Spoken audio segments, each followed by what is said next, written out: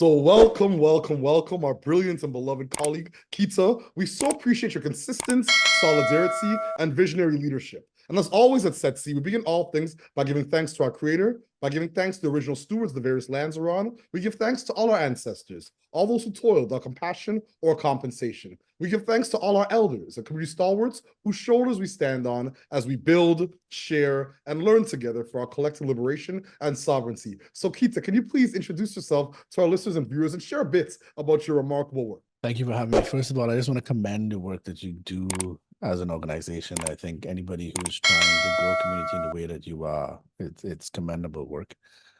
For me, I think I just recently wrote this book called Strategy to Action. And the reason I wrote that book is because with a lot of the clients we work with, they come to us for one of two reasons. One, they're struggling to develop their business model.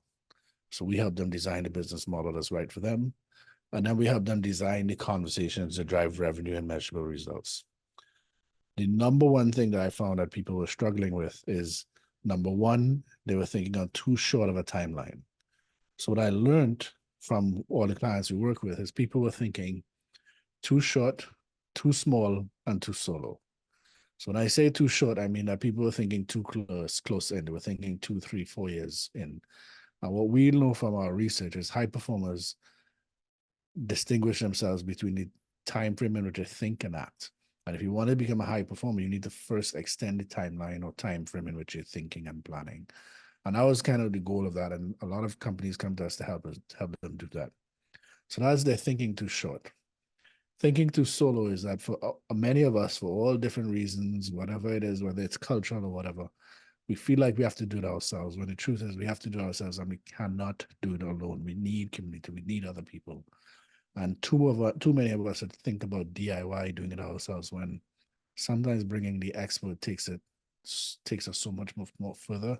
So there's that great proverb of, if you want to do it fast, do it by yourself. If you want to do it, I can't remember. Oh, now I'm blanking on it. Oh, what's the proverb? Fast alone or far together?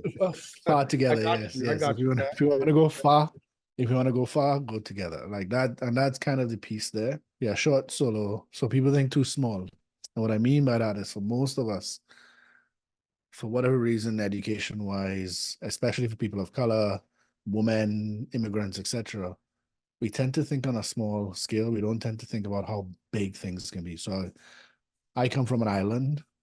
So by default, living in an island, you think about the boundaries of the island.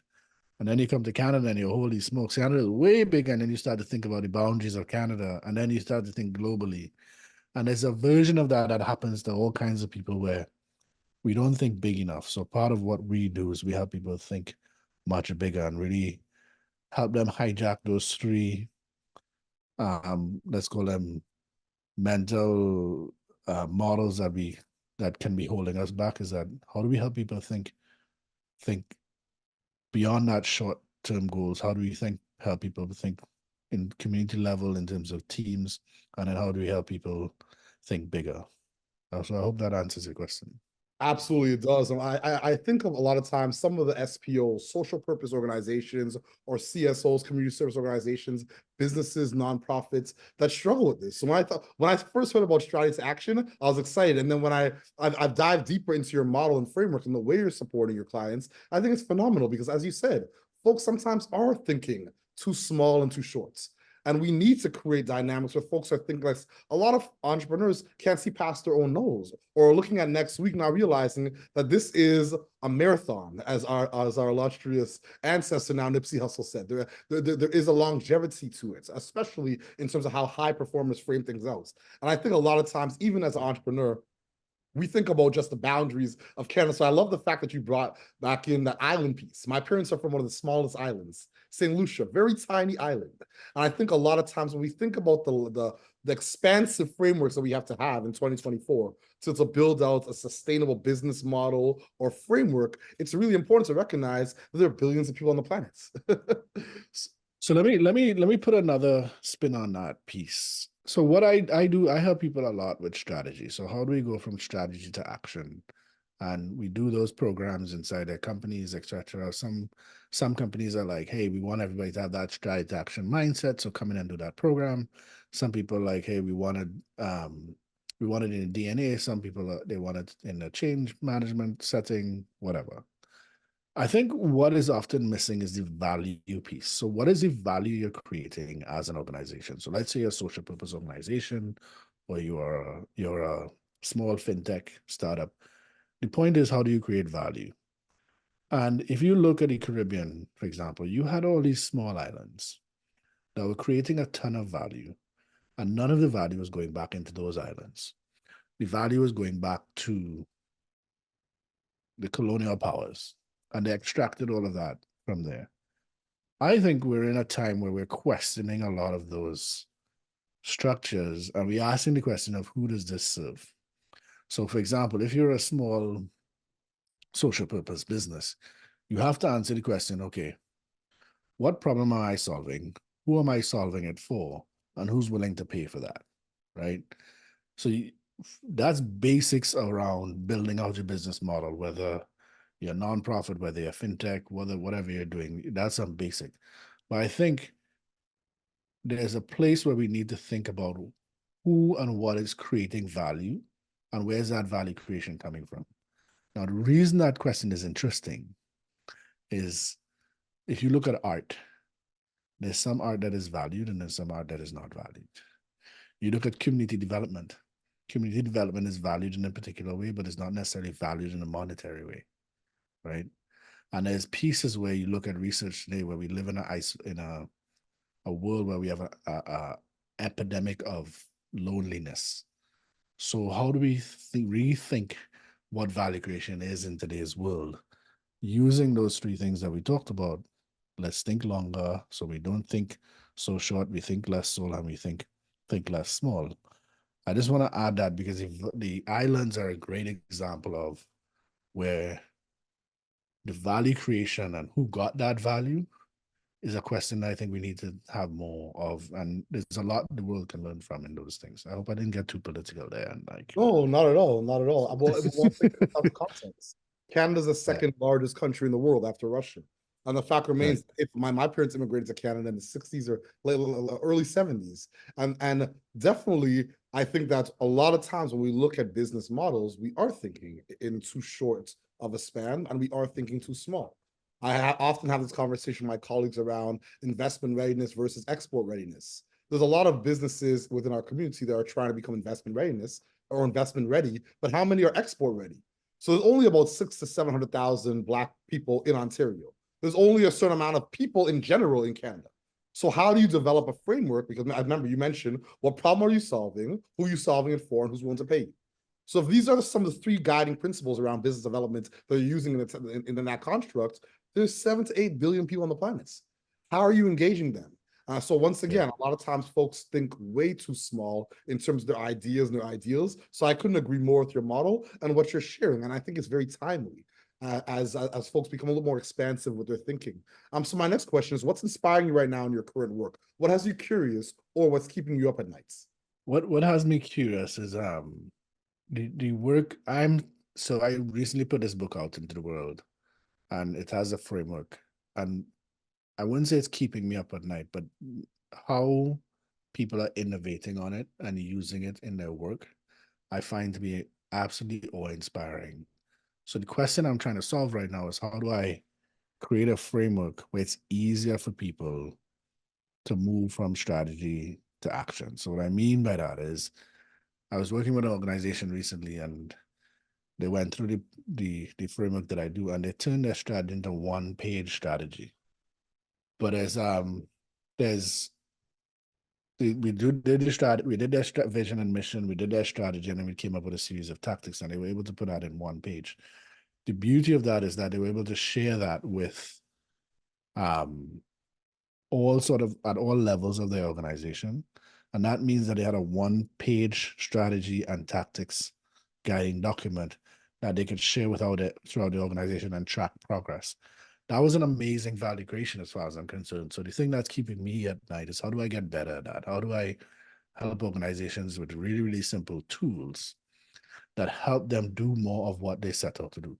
How do I help these organizations become the mission-driven, purpose-driven organizations that they're doing, using my experience having seen multiple organizations go through it? So that's kind of what the thing that's keeping me up at night.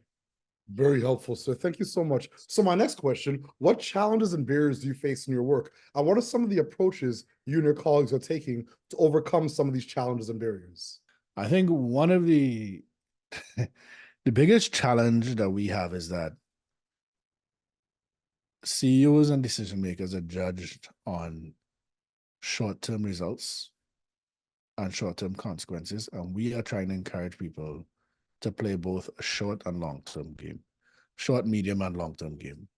And I think our biggest challenge is that because people have this sort of mindset of like, hey, we need to see results in this quarter.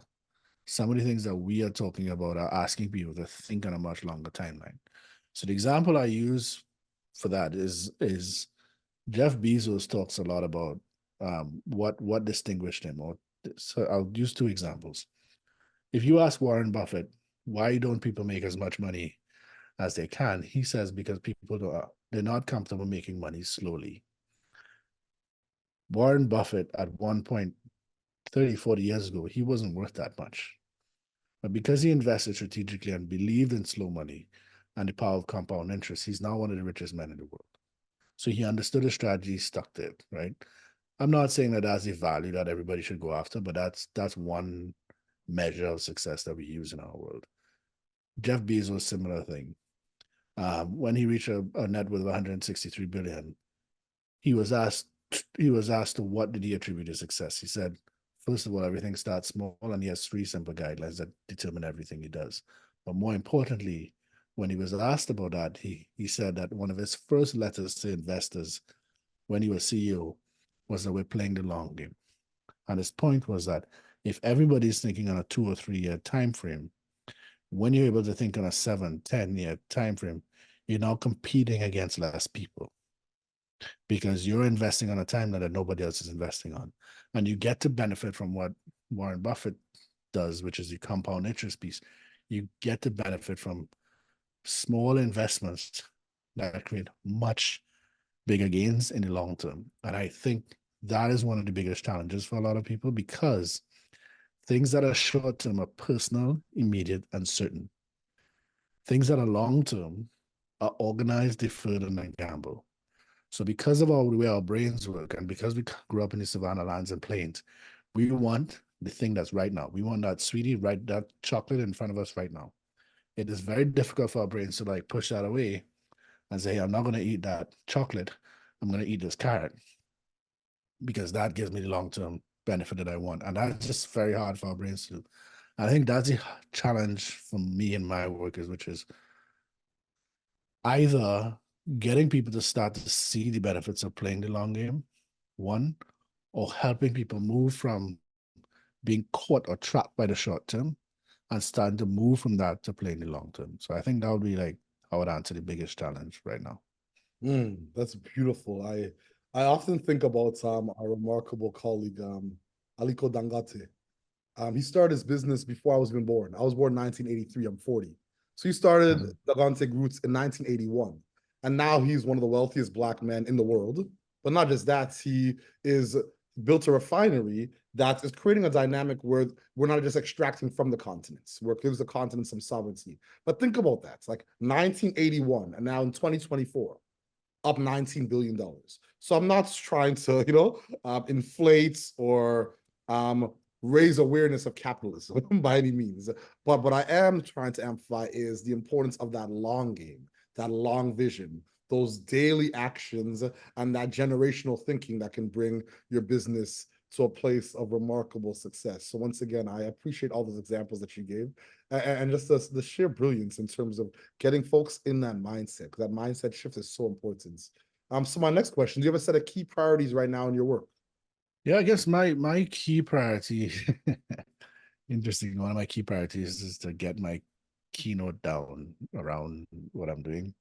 But I think more importantly, a key priority for me in my work is to really refine the learning journey that we're taking our clients and our community on, and then refining that learning journey. What I mean by that is finding better ways to deliver the content that we teach in a faster, more efficient way. So I think that is kind of our biggest priority now. And so that'll be one. Tied right into that is how do we use things like artificial intelligence in a way that is ethical and value creation, um, for both the end user and for us. And I think one of the principles we talk about here is you have to start from the outside in. It's very easy for me to say, hey, how do I use AI to create more value for me? What I'm really trying to say is, let's say people call me a consultant. I think there are too many consultants that are extracting from clients and not creating enough value for the end user, for their clients. And my priority is how do we create a world where the value ends up being bi-directional. So there are things that I'm doing, and I'm using technology to do it, things like AI, to help people create value in their world. So that I would say those would be my top two priorities. And then my third priority is quite frankly around my health. I am we are similar ages. I have a 5-year-old son, and my health, if without health, there's no wealth. Without my health, there's nothing I can do. I can't help people. I can't serve my purpose. I can't be of value to other people. So my third priority has to be my health right now because I had knee surgery the other day. I had some other health situations happen. I was always somebody who was healthy and I eat well and all that, but I'm even more committed to making sure that when I'm 90, I'm more likely to die from going for a run than from a heart attack. I wanna die active, if that makes sense. Which interestingly goes right back to that stuff that I was talking about, which is when you think about your health, we can't think about our health in terms of what we're gonna do. I want to lose weight in the next 6 months. I think the longer you think about your health and you think about longevity of your health, what would I look like? What would healthy look like for me when I'm 95? Is a very different question from like, how do I lose 20 pounds? Because I can lose 20 pounds in a very unhealthy way and I achieve my objective. But if my goal then becomes, hey, at 95, I still want to be able to like lift weights, run a marathon, whatever, whatever. Like, for example, my mom runs marathons. She just got an award for being the oldest person in the race, which is hilarious. Uh, and she's recently just started doing strength training at a CrossFit gym. So she's doing like snatches and deadlifts and all that kind of stuff. And she's in her 70s, right? So what does it mean to age well? I think would be my third priority around longevity because my biggest asset is my brain. I write books. People call me a thought leader. I consult. So if I'm going to be doing that kind of work, I have to take care of my body because that's the biggest value that I'm bringing to the world. So I think those would be my three priorities. Indeed, indeed, that's incredible. Aging well. Yeah. As you mentioned, we're similar ages. I grew up in Toronto, East Toronto, and a lot of my friends died through gun violence. Over the past 4.5, Oh, 6 of my friends, childhood friends, that are all same age as me, have died of heart attacks. It's crazy. So on the front end, in our teens, we're running from a bullets, and right now we're running from high blood pressure, hypertension, cholesterol. So I couldn't agree more in terms of health being wealth. Even I've been a corporate. Thank God for my wife. Walk with my daughters every morning to the tennis. And so it becomes a lifestyle piece. And like you said before, once again, it's a mindset shift. It's not about that 6-month output based goal. It's about a lifestyle change. So it's about outcome, not output. So once again, I appreciate your brilliance. My second last question. so I don't talk about as much, but coming from Trinidad, a lot of my friends died from gun violence, and then I moved to Vancouver, and to me, Vancouver was like this perfect kind of place. Like I was like, whoa, you guys don't have many kinds of challenges. One of the things I noticed about 5 or 10 years ago, so people who look like you and I noticed that a lot of my dad's friends, etc., were getting heart attacks, being diagnosed with diabetes, etc. And then they were radically changing their diets. And I decided, hey, I'm not going to wait till I get the diagnosis. I'm not going to wait till I get the high blood pressure diagnosis to then change my lifestyle and my approaches. I'm going to do that now, which again goes back to the long-term thinking. You have to think about where you want to be. And I don't know what your background was like, but my friends who died by gun violence, they didn't expect to live past 22. So because they didn't expect to live past 22, they lived a life as if they weren't gonna live fast, die young kind of scenario, right? I had an uncle who said, look, he said to me, look, there are the kids that you're hanging out with, they don't expect to live past 22. So the risks that they're taking are on a 22-year time horizon. I want you to think at the time he said 75, 80, because that's what the life timeline now is. Now we're expecting people to live to 120, 110. But my point is that simple question that my uncle told me was like, how do you make decisions that are on a 75, 80 time horizon? I found that to be absolutely transformative. And for folks like you and I, and most people in this world, you will either come to cancer of some kind, diabetes, some kind of cognitive disease, dementia, or something like that, or heart attack. Those are the four ways that most of us are going to die. All four of those things can be tackled with how we eat and how we move. So just by moving more regularly and eating better, you could take those four off the table. And I think we don't pay enough credence or credit to that in the world of business and all of that, because it matters. It matters how we end the race. If you run a race and you don't finish strong, I think that's a problem. I come from an athletic background. They always say finish the race strong. But we only look at it from one metric in terms of money. But we're not looking at the metric of how do we actually finish this race we call life in a way that's strong. And I think that's a piece that I just want to tackle on and add on to that. As somebody, it sounds like you have a similar background to me, that I didn't see the world like that. And if one young person hears what I just said and it changes their perspective, it changes your life. It saves your life, because you're not thinking on a 22-year horizon. You're thinking on 75, 80, 90, 120. With technology today, we might live to 120. But you have to have that mindset to begin with. That's beautiful, and I couldn't agree more. If I could go back, like I did not think I was going to see past 25, just based off Yeah, of neither did I. your group and our decision making. And if I had known I'd be 40 with a wife and 4 children, my decision making would have been very, very different in so many ways. But even like, I'll give you something. I'll give you an example. I met my wife after I was 22, and I realized, oh, you're going to live past 22 or whatever. And she was like, hey, somehow we end up talking about it. I'm like, I don't expect to live past 65, 70, because no men in my family have lived past 65, 70. My wife got mad at me. She was like, what do you mean? And then what I realized is my grandfather died from cancer, which he didn't pay attention to. My other uncles died from like high blood pressure, heart attack, all things. All of those things, like I'm a runner, I lift weights. She's like, all of those things are absolute game changers. If you just keep exercising, it means that you're not going to live to 65, 70. You could add 20 years to your life, right? And it's a really simple thing, but that even moving from like, oh, I'm 22. So this goes back to like think bigger. Like most of us tend to think too small or think too short. I was thinking like, hey, after 22, I live past, oh, you know what? I'll probably live to like 50, because most of the men in my family didn't live past 60, right? And that's a huge thing. Like, think about how many young people that happens to. Because all we think about is like, I'm just lucky to be alive today. We're like, wait a minute, what if I could live to be 120? What would my world look like? What would I need to do differently? And I think it matters. I think those things are really small things, but they're such game changers, I believe. I couldn't agree more. I remember my daughters were born. I was like, just give me 50, God. Just give me, now I'm at Yeah, 40. yeah, I'm exactly. And it's crazy. I'm Yeah, 40. it's crazy. I'm negotiate. And I want to challenge you to think longer. Like, what do you mean give you 50? No, give you 100. Give you 110, you know? So, Amen. Ashe, I couldn't agree more.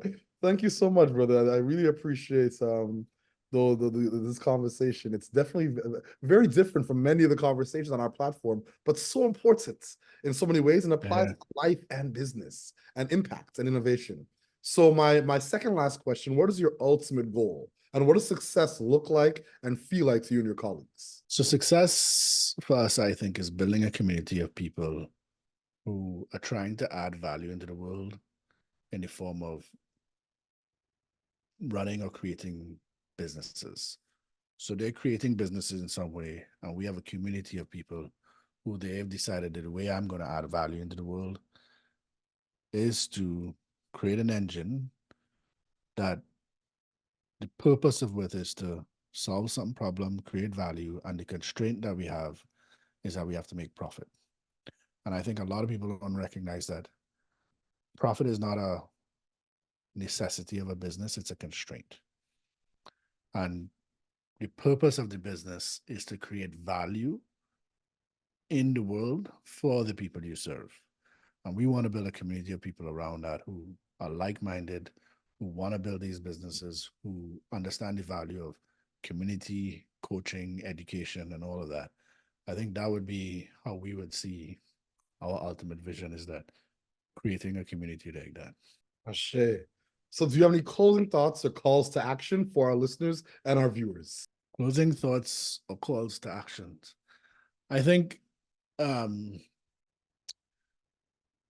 of the things that I think could be most valuable for people is really getting a sense of what are the hard truths that are in front of us and what do we already know that we're pretending not to know.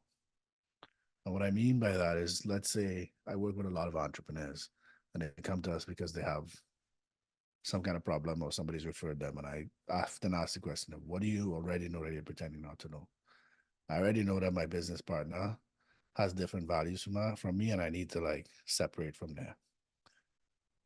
My call to action to you is to really lean into the uncomfortable truths that you're pretending not to know.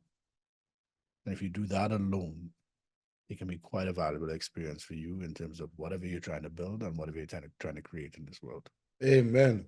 I think that applies to so many areas of so many people's lives, leading into those uncomfortable truths. And once again, I just applaud your dynamism, your brilliance, your authenticity, your candor, transparency, and your visionary leadership, my beloved brother. I appreciate you and you taking out your time to invest in this conversation. As always, at Setsi, we close the way we began this conversation by giving thanks to our creator, by giving thanks to the original stewards, the various lands we're on. We give thanks to all our ancestors, all those who toiled without compassion or compensation. We give thanks to all our elders and community stalwarts whose shoulders we stand on as we build, share, and learn together for our collective liberation and sovereignty. Keita, thank you so much. I appreciate you. Ashe.